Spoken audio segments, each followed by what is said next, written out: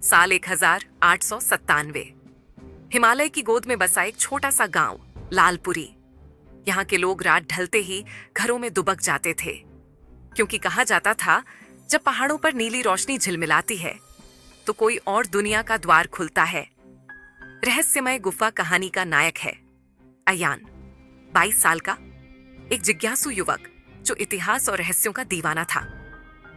एक रात जब पूरा गांव सो चुका था, उसने पहाड़ के ऊपर वो नीली चमक देखी, जैसे कोई बुलावा हो। अयान ने हाथ में लालटेन ली और निकल पड़ा जंगल के रास्ते। हवा में अजीब सन्नाटा था, झींगुरों की आवाजें भी जैसे कहीं खो गई थीं। उसने झाड़ियों को हटाया और एक गुफा देखी, जिसके अंदर नीली रोशनी धीरे धीरे धड़क रही थी, जैसे सांस ले रही हो। द्वार के पार गुफा के भीतर कदम रखते ही दीवारों पर पुराने प्रतीक उभर आए। वो किसी भाषा में थे जो उसने कभी नहीं देखी थी, आधे संस्कृत जैसे, आधे किसी और युग के। अयान ने हाथ बढ़ाकर दीवार को छुआ और तभी रोशनी फट पड़ी। एक झटका लगा और जब उसने आंखें खोली, वो किसी और जगह था। नई दुनिया, नीला आसमान, पर उसमें 2 सूरज थे। पेड़ सुनहरे थे और हवा में तैरती हुई चमकदार धूल। जमीन पर अजीब जीव चलते थे, न पूरी तरह इंसान न जानवर। अयान हक्का बक्का खड़ा था। मैं कहाँ आ गया हूँ? तभी एक मधुर आवाज गूंजी, स्वागत है यात्री, तुम एलोरा की भूमि में हो। वो एक स्त्री थी, नीले वस्त्रों में लिपटी, जिनकी आंखों में सितारे चमक रहे थे। उसने कहा, हमारे जगत में कोई तभी आता है जब उसके भीतर किसी गहरे प्रश्न का उत्तर बाकी हो। अयान बोला, मैं बस जानना चाहता था, इस नीली रोशनी का रहस्य क्या है? वो मुस्कुराई, तो शायद तुम वो देखोगे जो कई युगों से कोई नहीं देख पाया। एलोरा का नगर अयान को वह स्त्री जिसका नाम एलारा था शहर ले गई। एलोरा का नगर किसी सपने जैसा था। ऊंचे ऊंचे महल जिनकी दीवारें पारदर्शी थीं और गलियों में बहती संगीत की हवा।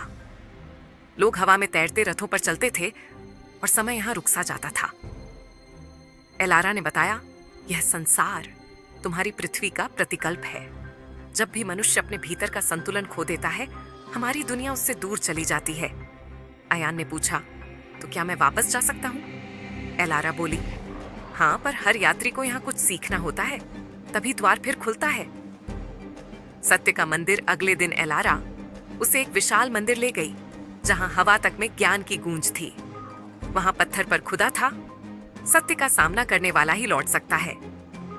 मंदिर के केंद्र में एक दर्पण था, जो साधारण नहीं था। वो आपकी परछाई नहीं दिखाता, वो आपके भीतर का रूप दिखाता था। अयान ने जैसे ही दर्पण में देखा, वो कांप गया। उसे दिखा उसका भय, उसका अहंकार, उसकी अधूरी इच्छाएं। वो पल भर में समझ गया, सच्चा रहस्य इस नीली रोशनी में नहीं, उसके भीतर छिपा था। द्वार का पुनः खुलना, एलारा ने कहा। अब तुम तैयार हो।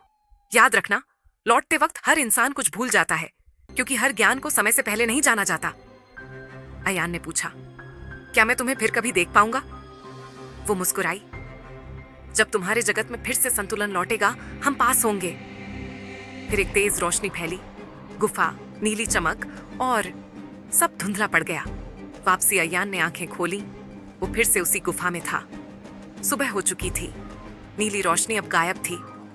गांव लौटकर उसने देखा, सब कुछ वैसा ही था, पर भीतर कुछ बदल गया था। वो अब पहले जैसा नहीं था। वो जानता था कि दूसरी दुनिया कोई कल्पना नहीं, वो एक चेतावनी थी कि जब इंसान अपने भीतर की रोशनी बुझा देता है, तो जादू की दुनिया उससे दूर चली जाती है और एक पल के लिए फिर से वही नीली चमक झिलमिला उठती है।